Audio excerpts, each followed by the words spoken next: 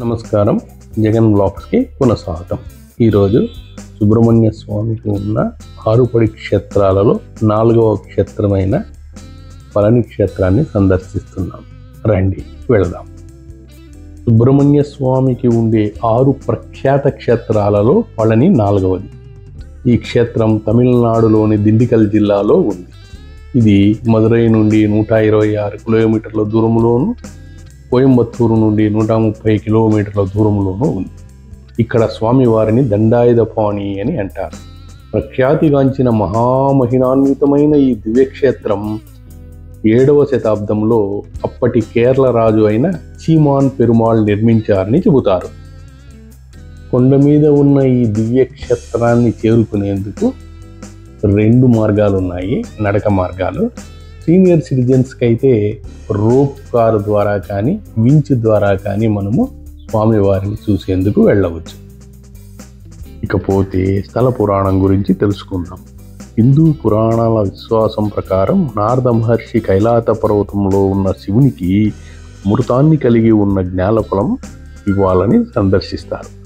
అతను తన 2 కుమారులలో ఎవరు మొదట ప్రపంచాన్ని 3 సార్లు చుట్టి వస్తారో దానికి ప్రదానం చేయాలని నిర్ణయించుకుంటాడు.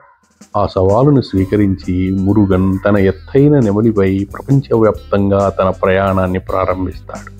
అయితే తన తల్లిదండ్రులు శివుడు శక్తి కలిస్తే లోకమేమీ లేదని భావించిన గణేశుడు వారికి ప్రదక్షిణలు చేసి ఫలితాన్ని పొందుతాడు.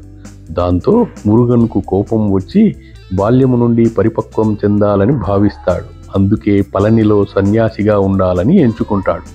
పళనిలోని మురుగన్ విగ్రహాన్ని హిందూ మతంలోని 18 మంది మహాసిద్ధులలో ఒకరైన భోగర్ అనే ఋషి 9 విషపూరితమైన మూలికలు అంటే నవపాషాణాల సమ్మేళనంతో సృష్టించి ప్రతిష్ఠించాడు.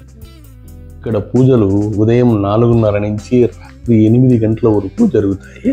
ముఖ్యంగా చూడవలసినటువంటి బంగారు రథయాత్ర. ఇది సాయంత్రం 7 గంటలకు మొదలవుతుంది. 2000 రూపాయలు దేవస్థానం వారు ఛార్జ్ చేస్తారు. 3 మంది బంగారు తేరును లాగవచ్చు. 5 మందికి ఫ్రీ దర్శనం ఉంటుంది, విఐపి దర్శనం. అనంతరము ఒక కామాక్షమ్మ దీపము, అంగవస్త్రము, ప్రసాదము గుడివారు మనకు బహుకరిస్తారు. పూజా టికెట్లు మనము ఆన్లైన్లో కొనవచ్చు. దానికి సంబంధించిన వివరాలు డిస్క్రిప్షన్లో ఇస్తున్నాను, గమనించగలరు. ధన్యవాదాలు.